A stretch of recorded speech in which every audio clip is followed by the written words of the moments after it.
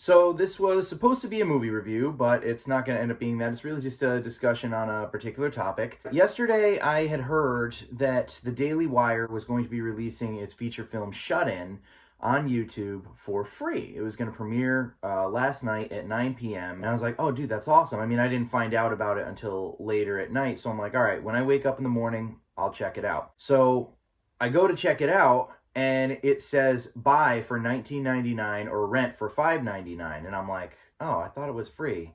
All right, well, whatever. I want to support this. So I go to rent it, and I get an honest to God, like, I want to say like 40, maybe 45 minutes into the movie. Hard to tell. But I'm watching it, and I'm like, oh, man.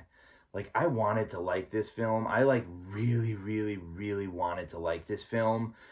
But this is terrible. It's just like choppy. It's like a fever dream. Like the way it's set up, it seems like they're jumping through time, but it turns out that there's like two different kids. Then there are like actual dream sequences that happen where it just doesn't tie in. It doesn't make sense. And I'm like, shit. But as I'm watching it, because I had seen the trailer a while ago, and as I'm watching it, I'm like, wow, this movie really isn't like what the trailer depicted it to be, is it? Like this is really like taking its time getting into it.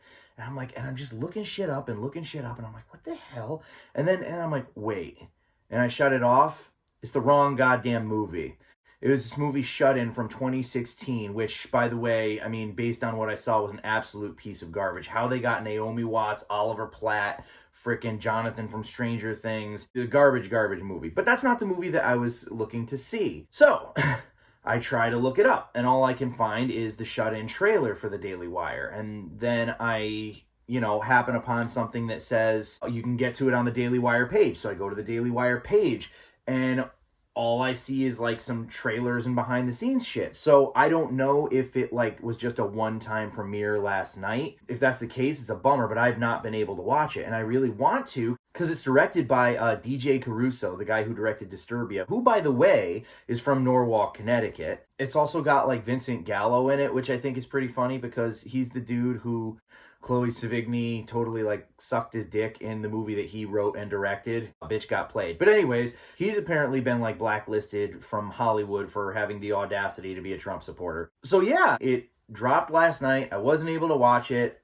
I was super excited because, again, I really do want to kind of support this thing. But, apart from this whole situation just being kind of funny, I really thought that there's enough of a topic to talk about here with what's happening at the Daily Wire. This harkens me back to the video that I did at the beginning of season 5 in 2020 when I was talking about the decade to come and how it takes time, for an era to really kind of like find its footing. And so, of course, the carryover from last decade is all this woke bullshit. And people are very audibly sick of it now. Like, it's not even like a thing where they can really like sweep it under the rug anymore. Like, people are just done. They're sick of it. The Amazon Lord of the Rings, like, people were ripping it a new one before it even dropped. I'm not even sure if it has dropped yet, but already people hate it. Like, people are just done. This is a side note. I do want to go see the new Jackass movie, but I watched the Chris Stuckman review for it. Even he was saying, I really needed this movie because everything today has to have a message. Even comedies like have to have some sort of a subtext that's a serious message. And it was amazing to just go out to the theater and see something that didn't have an agenda. It was just dumb, raw entertainment, which is what movies used to be. I cannot obviously do a review for Shut-In because I haven't seen it. But what I heard from Ben Shapiro, I watched a little featurette with him. This is an exact quote from him. Hollywood hates your guts, and we don't. And he even said, this isn't a political movie. It's just plainly, simply a suspense movie. That's it. It's a movie for the sake of entertainment. That should worry the shit out of Hollywood. And not just Hollywood, but the entire really like media conglomerate. It's slowly dying. And like I said, you have bellwethers like Chris Stuckman to like really kind of show you this is not a dude who's like super into like alt platforms and stuff like that. This guy just likes movies. And even he is feeling lethargic from what the critical drinker has coined The message. People are sick of it. They just want to go to the theaters. They just want to be entertained, you know? And in terms of just like platforms in general, you know, you've got Rumble, which is a real competitor to YouTube right now. It's really growing.